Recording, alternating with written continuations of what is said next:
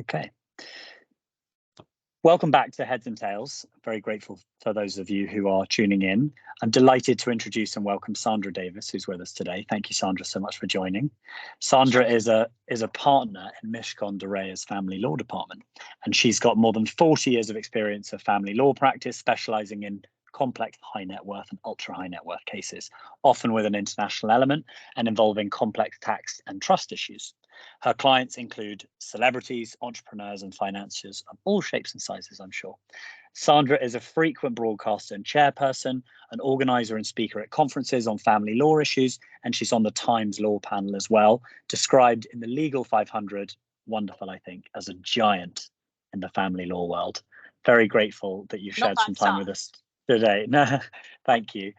As you know, we're obsessive with all things mentoring, which isn't the be all and end all, but it is a big part, I think, of professional development and personal development, particularly for young people. I'd love to hear your reflections on mentoring, your own experiences of mentoring. Have you had a mentor along the way? When I started out, there were very few trainees at the time. I was called an article clerk, and I took over from an aging legal exec who had the second biggest office in the firm. And I had walked in one day and said to him, I really want to be a family lawyer. Can you help me? And he'd never had anyone who'd said that to him before. And before I knew it, he got sick and had to retire. And so I literally stepped into his shoes. And there was one female partner at the time who came in to head the litigation department. And she really took me under her wings. And I was doing a split training contract then with Stanley Clinton Davis, who was Victor Mishcon's article clerk. And I think I spent most of my time on the number 6 bus to Hackney, wearing jeans and thinking this was right on hip and groovy and very left wing. And the rest of the time I was in Mishcon's doing much more mainstream work. And at the end of the first year, she said to me, Sandra, you can't do this anymore. You have to make a decision. And I said, well, I was quite left wing then. I think I'll get a Hackney and help people. And she said, no, you won't. She locked me in her office until I actually committed to staying at Mishcon's, which I then did, qualified. And within a very short space of time, she had managed to engineer me into partnership. So I became a partner after 2 years, and I got my first firm car. We used to get cars in those days. And she was very encouraging of me. And she said, oh, I think you need to get a sports car. I think she was living vicariously through me. So I got a Reliant Scimitar, which was in fiberglass, and it got promptly crashed off and stolen after 3 weeks. So I'm not sure she did me any favors. But she was really inspirational, and she helped provide me with literally the balls to take on work that I probably wasn't actually ready to take on, was definitely above my pay grade, but which I grew into. And it was really important to have somebody who was actually there for me. And I've never forgotten that. And now I try and mentor whoever I can. And because I'm a veteran in the department, I try and make sure that I nurture and enable and bring people on with me, take them to meetings, show them how things can be done. And quite recently, I took in a new trainee to what was really quite a significant meeting of a first client. And I came out of the meeting and she started to cry. And I said, why are you crying? That was actually quite engaging and entertaining and interesting, wasn't it? And she said, that was my first client meeting. I've been here for 2 years and nobody's taken me into a client meeting, and he had millions of pounds and you still took me, and I'm so grateful. And I thought that felt really good. That's great. I love that sense you've given of being challenged and that being part of a healthy balance of a good mentoring relationship. Speaking of challenges, young people come as part of families. Families are complex. Why particularly family law? What was it that made you choose that route? I watched too much Perry Mason when I was a kid. You won't even remember that. And he used to go into court, and it was all very challenging, except and engaging and demanding.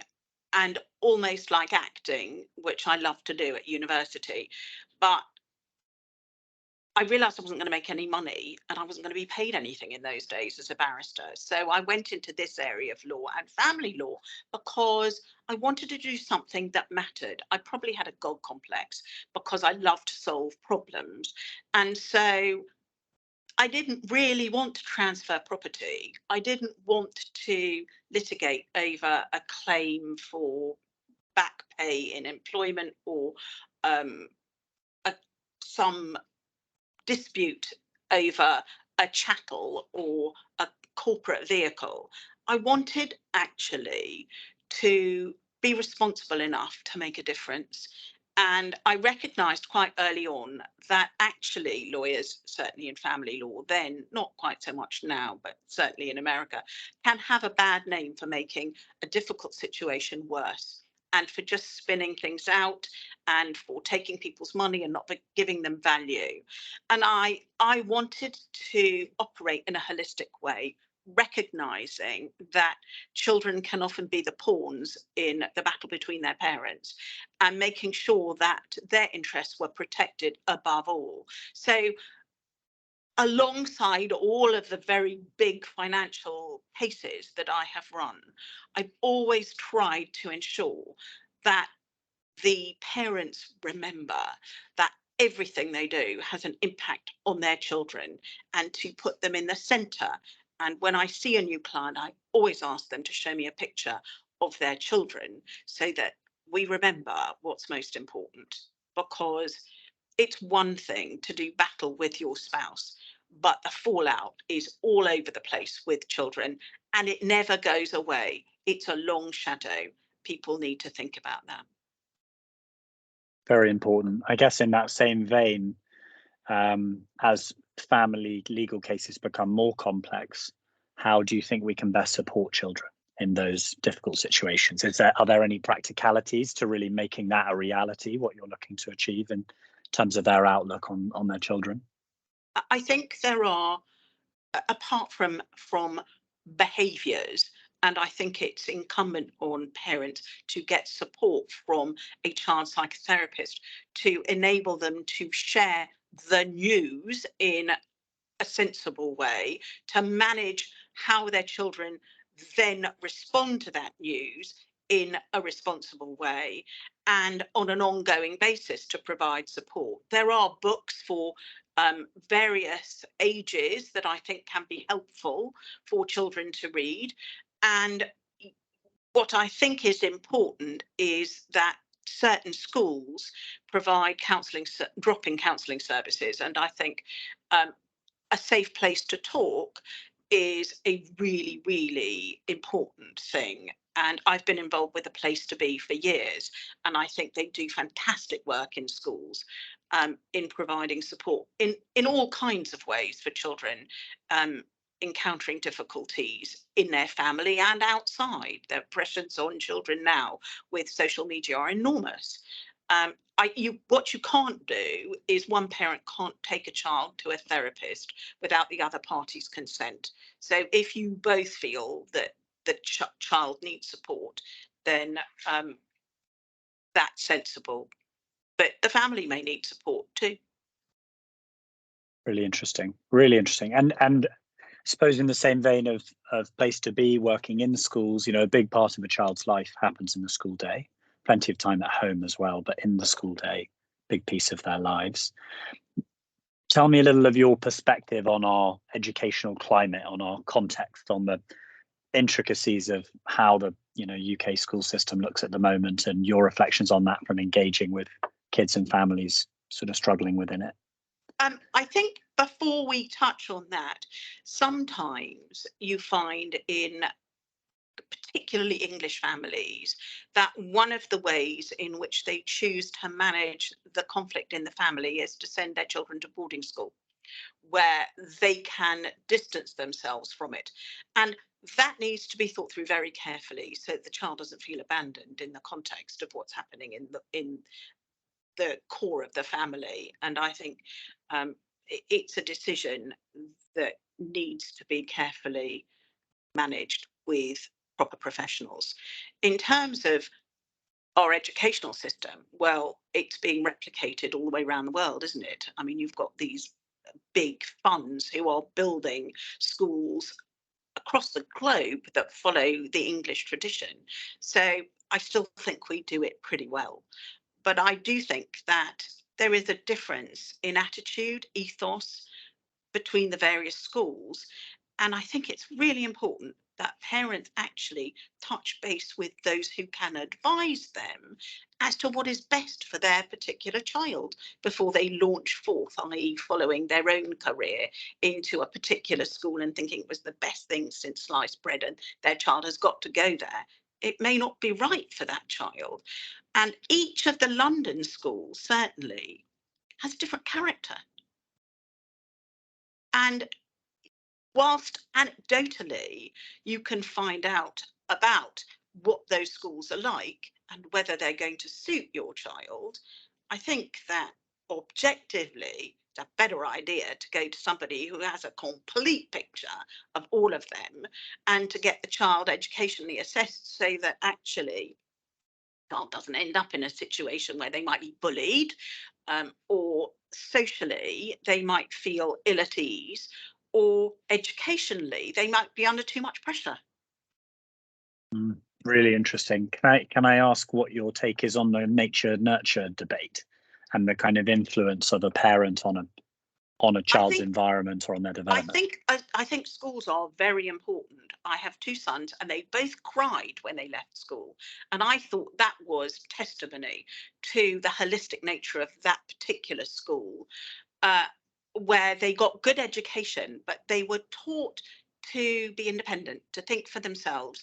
They could engage in any type of society and they were very self-assured. And you could really tell the difference between a child that came out of that school and a child that came out of much more of a pressure cooker type school. It was fascinating to me, and they were taught as if they were adults with proper thinking minds. So it does make a big difference. I think nurture is important, but if you have an inspirational teacher, it can make a whole raft of difference to a child. Agreed. And will be teachers or educationalists or people who work regularly with parents, and probably at some points have sleepless nights about how to do that successfully and how to collaborate with parents, particularly parents who might have differing opinions on something. Any advice you can share for us through your experience of working collaboratively with parents, either one or both or together or separate or in whatever guise? It is terrible to watch parents fight over where their children should go to school. And it's even worse to see when that fight actually ends up in the court arena, because both parents will naturally think that their views hold muster and should be listened to. And there has to be a better way of finding a solution to that. And I would find every possible mediatory course for that, offering the provision of educational specialists, and or someone like yourself who could advise on the particular schools with regard to that particular child. It shouldn't be a court driven issue at all. And do you enjoy those interactions you have with parents? Do you ever find them sticky and awkward, or are they engagements or kind of conflicts to be excited about and to find a positive way forward? How do you reflect on all those conversations you've had? The kind of work I do is obviously quite high octane, and if they've come to me, they don't have a simple solution standing around out there waiting just to be picked up. The situations can be highly conflictual, and expecting to get a resolution can be very difficult, but it can happen. And if you work with and manage people and are in tune with what their agenda is and whether they feel heard or they don't feel heard, I think it's possible to bring it about. I think it's quite difficult sometimes to find another lawyer who might have the confidence and experience. That's not to say I'm the only one that does it, but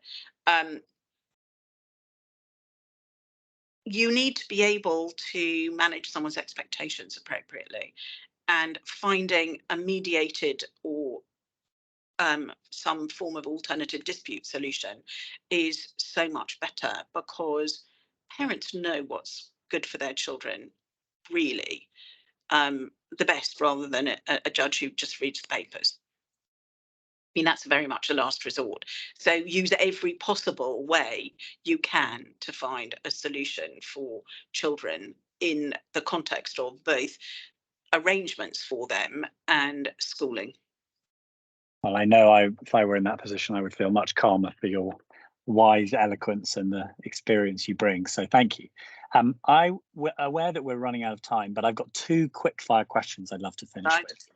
One is one thing that none of us listening would know about being a family lawyer, something we might not know or haven't thought about in terms of being a family lawyer. Something could be a story or something along the way that's I suppose a surprise for what that job brings.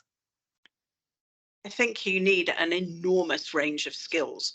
This is not just about being a lawyer. I think in this particular arena, an understanding of psychology, of every other form of listening, of mediation, of negotiation, and the ability to actually communicate with somebody at a level that makes them comfortable and reassured. Because if you go to court, you can spend hours waiting outside, and nobody's going to want to talk about their case to that degree. You have to find an element of connecting with the client in something that they're interested in, so you can speak about it. So if you actually and we do advise a vast array of different people from different walks of life, you get a real snapshot view in all ways of different areas, and it's fascinating. It's really amazing to be catapulted, parachuted into somebody else's life. So they might be from the world of fashion. I've learned a fortune about football, having advised footballers in the past, and it's a learning curve for us as well.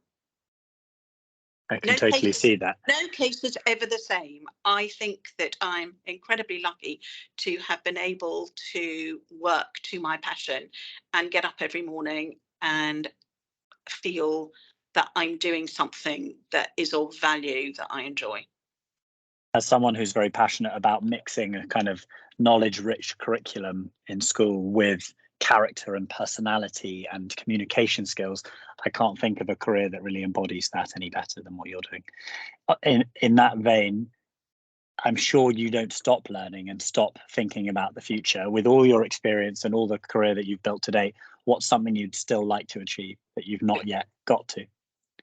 I'm in the process of doing it. I'm writing a giving back book on experience of divorce, which I hope will provide nuggets of wisdom for people going through the process, which they may not have encountered, and anything that helps people get through it and be able to support them in some way, I think is so much the better. And I'd also like to start a concierge service, but that's after I finish the book. Well, I'm excited for the book. Sounds great. That's really lovely. Sandra, thank you so much for your time, all that pithy, wonderful wisdom, and so much eloquence there. I really enjoyed it. So thank you very much. And yeah, good luck with everything. Henry, good to talk. Thank you.